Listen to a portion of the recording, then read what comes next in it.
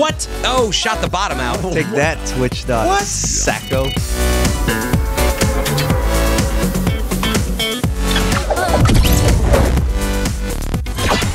What's up, everyone? Fortnite Tonite is back just in time for your Halloween nightmares, presented by Wildberry Fruit Loops. I'm your host, Fran Mirabella III, and we're squadding back up with IGN's very own Fortnite expert, Stephen Rue, as well as the one and only Brian Altano, who's representing on Switch. What's up, guys? How's it going? Hey. Thanks for joining. Also, want to remind, don't forget to check out Sydney on IGN Plays Live Streamer Showdown this Thursday. One thing we're doing on today's show is looking at some of the coolest clips out there. And of course, we're here to break down some of the biggest topics. Last week, Fortnitemares brought cube monsters to the map and shattered the floating island. And the updates brought new gameplay changes. Epic has been testing the ability to redeploy your glider across all modes, and they brought in the new 6-shooter. Is it a worthy drop? We'll talk about it. Oh, and we went to TwitchCon to witness the fall skirmish finals firsthand, and we've got the results. Let's drop in. Let's kick things off and talk cube monsters, your Fortnitemares. They've taken over almost every mode. Steven, you were in the fall skirmish stream invitational and take your drops pretty seriously. What do you think of ghouls infesting the modes? I think it's a pretty interesting concept. However, I'm not a big fan of them late game. Yeah. Once you're in a heated combat, like when you're in the final top 5, and you have to worry about those ghouls because they're aggressive. They chase you and they knock down your structures, and it's a really crappy feeling to lose to the ghouls because you'll be in like a tall building and they knock you off. Yep. The sound alone, like you're thinking you're in an encounter, you're like, wait, that's a zombie like banging on the side of the door, you know? Yeah, but I think the concept itself is super interesting. Yeah.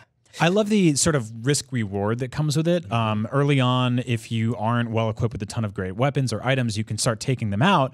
But by doing so, you alert a bunch of players to come after you. And so I had a situation where I was killing 5 or 6 of them, about to take down one of their weird little tower things. And then a whole bunch of people spotted me and totally sniped me out. And so I didn't even get the chance to be like, hey, I got a great gun from this. Yeah. Yeah. They have, like, it's funny. They brought over that PvE sensibility. I think a lot of people were actually asking, they're like, oh, well, did they do it because Call of Duty zombie mode is out there or whatever? And it's like, well, maybe, but actually at the same time, I mean, they've had PvE forever. I have a feeling this was on their mind for a while. Halloween time was a good time to try it out. But yeah, like the risk versus reward, you can get some pretty epic and legendary drops from it, right? Yep. In fact, have you gotten any really good drops that have come out of it? Yeah, actually, if you break their structure, the Q fragment that they spawn out of, there's a pretty high chance of getting epic and legendary drops. Yeah.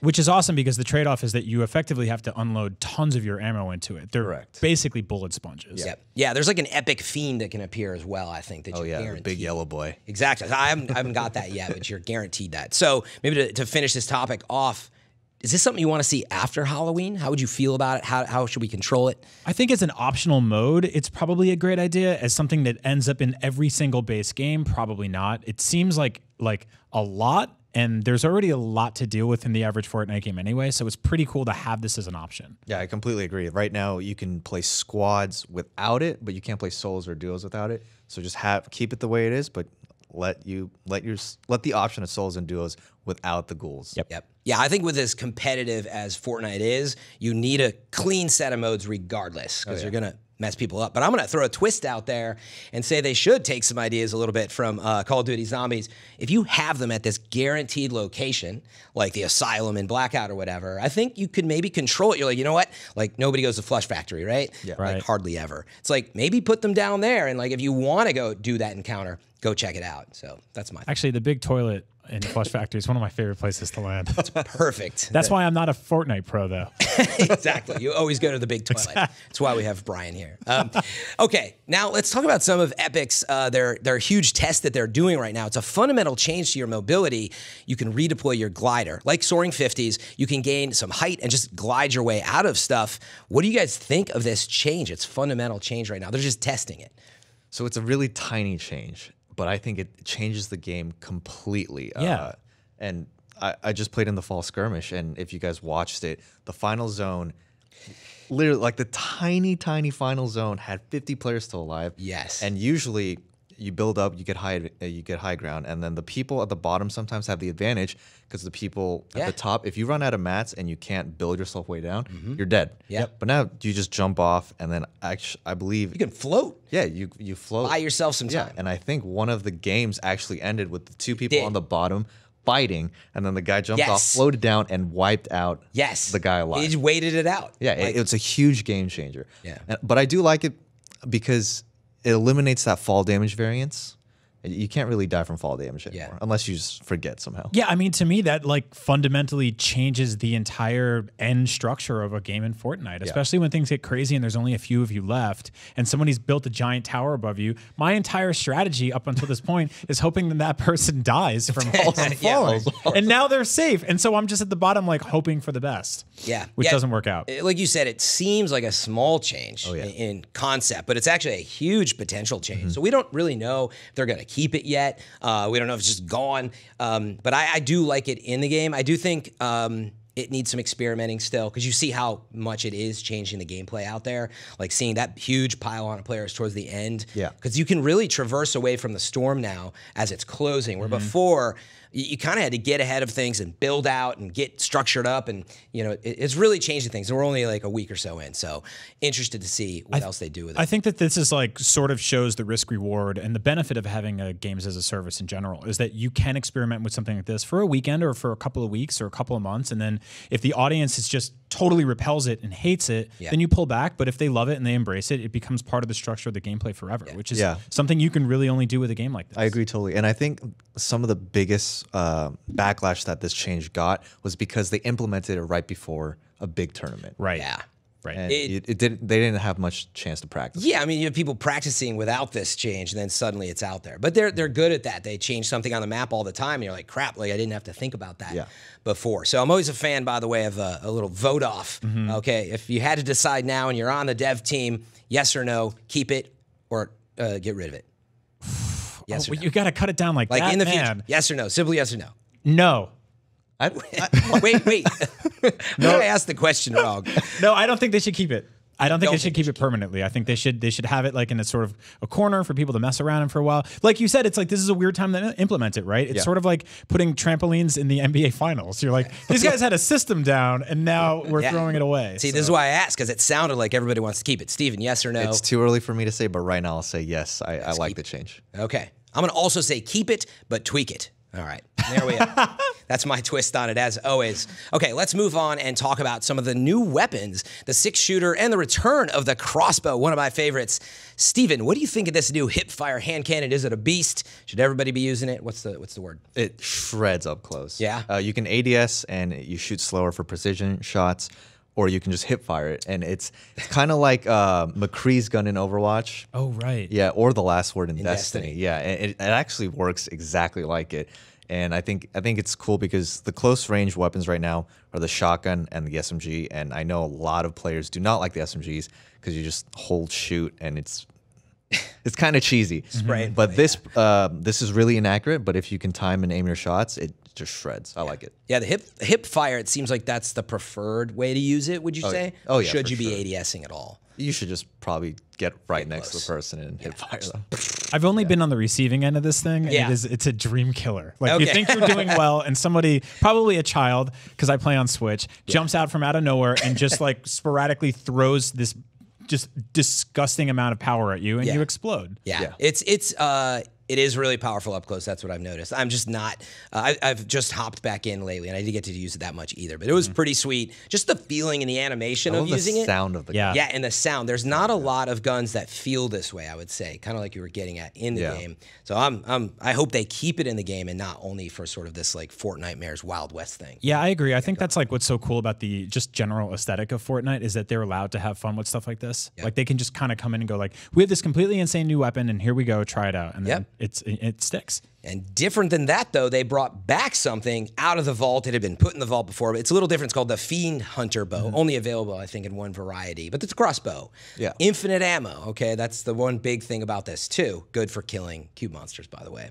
But what do you guys think of this being back in the game, Brian? It's quiet, right? Yeah. So that's nice. Yeah, because it's especially if you're taking on cube monsters and you're not trying to alert every single person around you. For the most part, I had trouble aiming with it. Yeah, I have that problem. That might just be a me issue, though. But. Yeah, but just sort of maybe the feel of it, maybe not your style. Yeah, not necessarily. I don't know. Like it feels slightly more tactical, and I'm a little zanier when I play Fortnite. You know, so I like explosives, and I like just throwing power around, trying to get people to die to fall damage. Yes, which was my old strategy. Exactly. What do you think, Steven? So the crossbow is the limited time weapon. It'll disappear once Fortnite Mirrors disappears. And it works not exactly. It works similar to the vaulted crossbow, but it does a lot less damage and it shoots a lot faster than before. Oh, I didn't notice that. So you really shouldn't be trying to kill people with it. So I don't think it was a user error. You should not be able to kill people with it. Thank you for giving me that. You should be shooting the fiend monsters with it, though. I killed somebody with it, but they were already mostly dead. I mean, to be honest, you can't kill with it. Now you're making me feel bad, Fran. If you're fully looted, you really shouldn't be picking up the crossbow. Well, I got some kills with it. No, I'm a big fan of the crossbow. I hope that they bring back the original version, which you can get some really long, lucky kills with from afar. But yeah, the Fiend Hunter, probably when the Fortnite Mirrors are gone, it will be gone.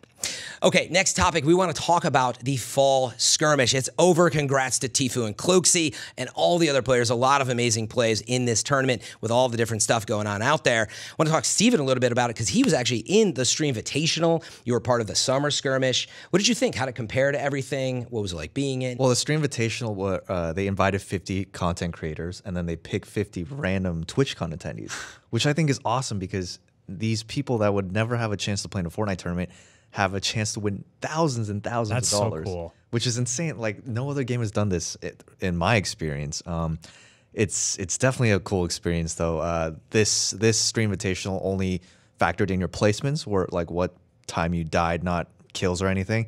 So the end games were just 50 people, 60 people, and you could just see people like dying to the storm, like 10 people at a time. Oh, it's hard to watch. It's intense. Was it like nerve-wracking to be in a room like that? Do you feel like you play better when there's like that much heated competition directly around you? Definitely not. Oh, really? I feel like so you fold under pressure. Well, so you get 3 games. Yep. That first game is definitely the hardest one because you're in a new setup. It's not your setup. You got to get used to it. You haven't practiced at all because you're at the TwitchCon the whole day. So that first game, really, it's like a warm-up. It's a toss-up. I got 80th the first game, which is terrible. Well, it's like when you make pancakes, the first one's always weird. Exactly, yes.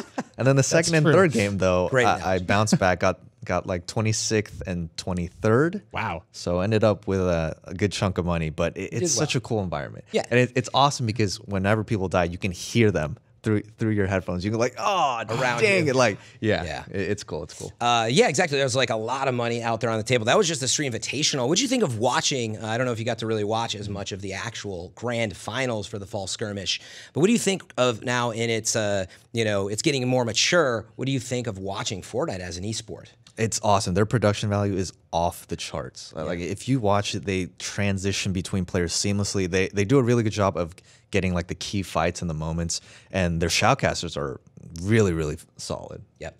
Yeah, it's definitely gone from, it was kind of well, it wasn't experimental. They were just getting started to, yes, it's very high polished now. They're getting in good replays where there was other times that it was just dead and quiet out there. Yeah. And that's what I'd say. Like, I usually had not had time really, or just the interest to watch esports of other games out there. And Fortnite is absolutely one of them. I would recommend checking out a match because of like all the building and everything. It's pretty interesting. Yeah, I mean, just watching some of it, it's sort of like watching this hyper-calculated, super fast 4D chess that also has gingerbread men in it.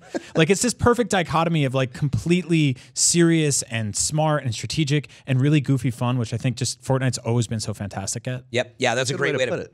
Thanks. Yeah, that's what I was going to say. It was a great way to put it because that's how you end up with some dude is just floating down at the very end. You're like, what? They don't even see him up there. It's much different than, other games out there, which I would call a little sweatier in a sense. Even though this game is very sweaty, it has a fun edge to it. A goofy edge is a good way to put it. That's what it says on the back of the box. It says very sweaty IGN. That's right, exactly. Fortnite. All right, yeah, that was some serious discussion. But next up, it's time for our Wild Moments presented by Wildberry Fruit Loops. Let's have a little fun and react to some Fortnite clips. We're going to load up some highlights that Steven selected and react to them. Let's roll. So far, so good. Tree. Yeah, kill that tree, the #1 villain in Fortnite. Okay, some warning shots. Solid shot. And what's the plan here? Are you? No. What? Oh, shot the bottom out. Take that, Twitch. What? Sacco. How do you how do you even plan for that? Like, you just don't, right? It seemed like they had an exit strategy. Yeah, I mean, and the I'm floor just came out. amazed they shot the bottom out so cleanly. But was there a jump pad in there? I think that other player who died put down a jump pad to try to escape. Was trying to get out before that even happened. And that guy shot it from underneath him. Even more. But that's the power of the heavy sniper. 1,000 one shot. IQ play. Exactly. Shout out to that tree, too. Put a stop on it. Real team player. All right, that was fun. Let's take a look at another one. All right, looting up, playing it safe. Hydrating, which is important. Yes, gotta stay thirsty. Fortnite. All right. What? So, oh, Shadowstone. What? Wait. Oh, and was that a Skull Trooper as well? Almost got to play. I love how he ran in with his arms up, too. Well, when you come out of the Shadowstone, you do that. So great. Yeah. You go spooky. So, okay, got the trap. Oh, down to the last person. Wow. Solid. That's a win. Oh, he had 20 kills. What? Yeah. And 20 kills. 20 bomb. Okay, that person knew what they were doing. Wait, what was the plan from the person with the Shadow Stone? They just went inside the box and... Because you got to get out of that state. Well, they did. I think the person was like, oh, there's someone in here. I'm going to surprise him. Wow. And then that guy reacted with 2 traps and eviscerated I think him. that person surprised themselves. What happened. That was amazing just to see them get, like, skewered like that. Yeah. It looked like something from Indiana Jones. Yeah. When you're like that, someone with 20 kills, like, you're used to just setting traps when people invade your space like that. That was smart and fast. So, all right. Well, we have one last clip that we're going to look at and react to. Let's check it out. All right. New skins. Got that legendary. Look at that little chameleon. 3 kills, 13 people left. Is that a heavy sniper? Oh, wow. Wait, what? Where? What? Oh! What? Did someone peek in front of him? Their reactions are great. Where did that person come from? That was incredible. Confused as them. It was a Shadowstone player again. Really? Oh, are you serious? It just snuck up on the guy right when he shot the sniper and just domed him. Yeah, Oh my and God. he's like shooting in the distance, and they just like, did they just like pass, or were they coming at him? I think he was coming at him. That was great. That's He pretty photobombed him basically and exploded for it. Man, Yeah. that was... amazing. Well, as we know, anything can happen in Fortnite. That's why we love it. That was this week's Wild Moments. Something else that we've put together for you on today's show is the history of Fortnite. It wasn't always just the world's biggest battle royale. Let's dive into its half-decade plus history in this feature.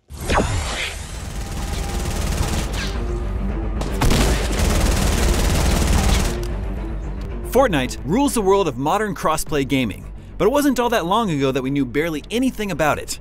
Here's the strange, twisting timeline that led to the cultural phenomenon of Battle Royale. In September of 2011, Microsoft published Epic's Gears of War 3. Only a couple of months later, in December, Epic's Cliff Bleszinski formally announced Fortnite at the Spike Video Game Awards alongside a teaser trailer. Bleszinski elaborated on the inception of Fortnite and explained that it's different from other Epic shooters, saying it's a game that's more about survival than anything else.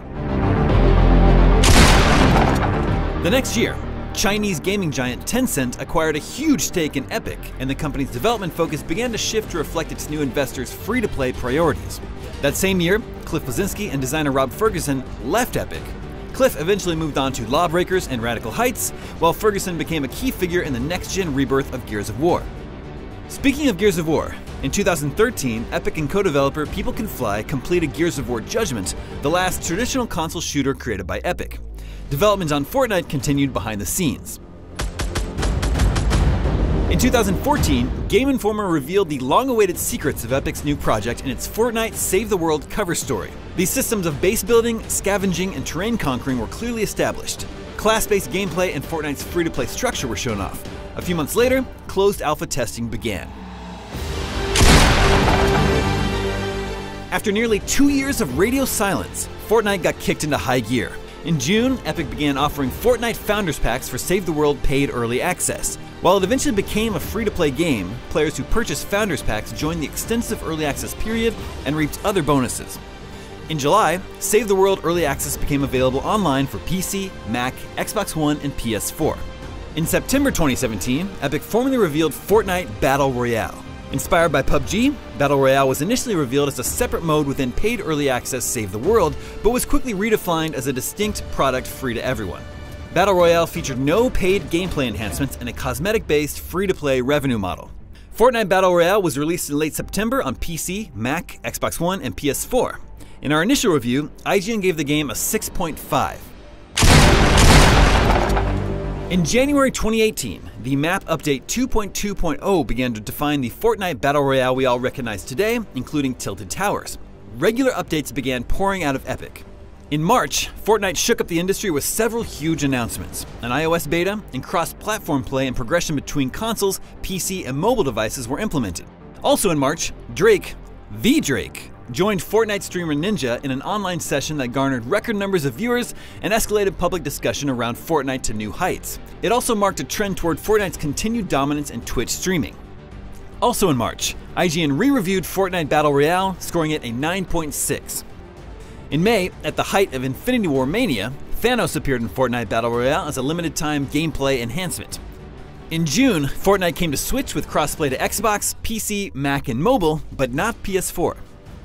By July, Fortnite had become a cultural phenomenon, cited as a notable nuisance in some schools, and had reportedly generated over $1 billion from in-game purchases. In August 2018, Fortnite arrived on Android. And in September, finally, PlayStation 4 broke down crossplay barriers with Xbox and Switch. While still in early access, Fortnite has already become one of video games' greatest success stories and shows little sign of slowing down. With regular updates continuing, there's no telling just how far Epic can continue to take Fortnite.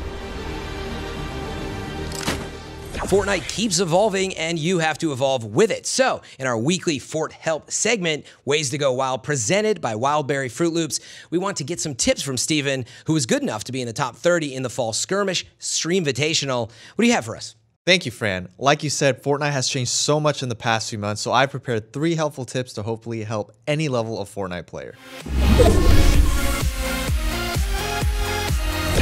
So my first tip is to land in the corrupted areas. It seems a little counterintuitive, but the Halloween event actually added monsters to the map.